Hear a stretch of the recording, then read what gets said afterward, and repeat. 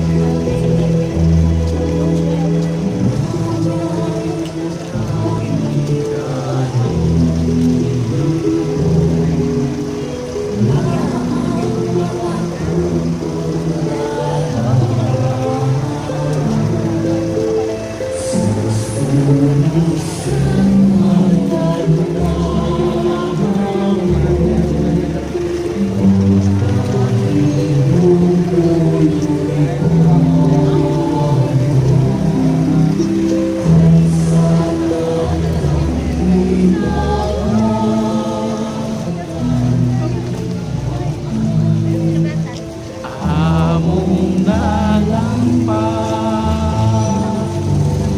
kanamo maloy kaunta nga kanimo nang ilaba kanamo maloy kaunta nga kanimo nang ilaba.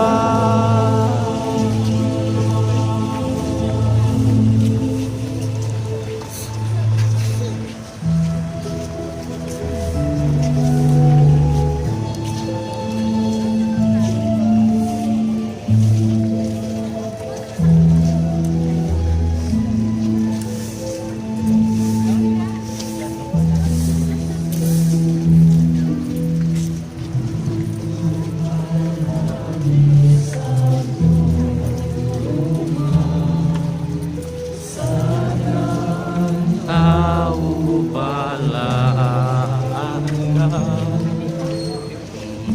matuwala ni sa tuma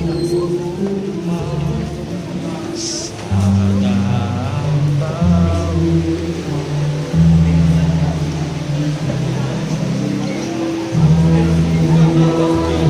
Yes, po, first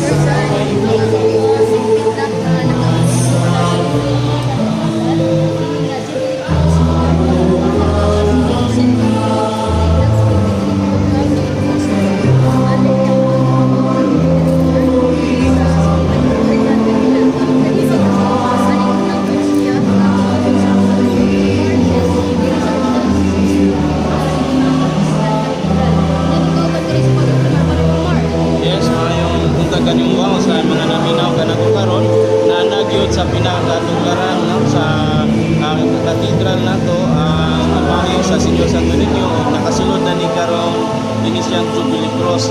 Kini siyang Jubilee Cross wang may tindalugod kini siya o sa pinaka tutubangan ini nani siya relic no reliquia sa tinuod gayud nga matuod gayud nga cross ni Kristo no then libot-libot na ni siya suka sa mga nagkanilain ng mga parokya.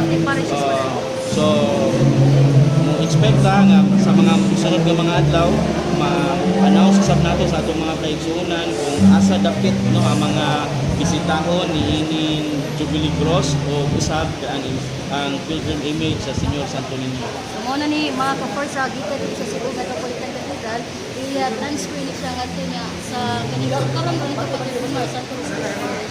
Magkaroon mga orasa, nilipit na din na pag-abot sa walang bata nga sa Senyor Santo Niño o gagawin nga cross na bilaton sa pagsupay sa mga parokya na mga parokya mga ka-forsa. So, sumali ato ang pag-alinaw, pag-supay, ang pag-transfer na sa also sa mga unang parokya sa Tubayo sa pag-transfer sa pag-alinaw mga parokya sa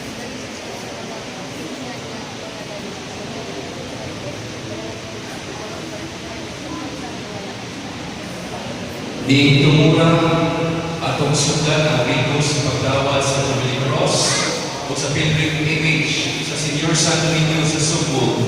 Aging pagmandam sa ikapinyeto sa kasumalan sa pag-abot sa Kristiyanismo dito sa Pilipinas.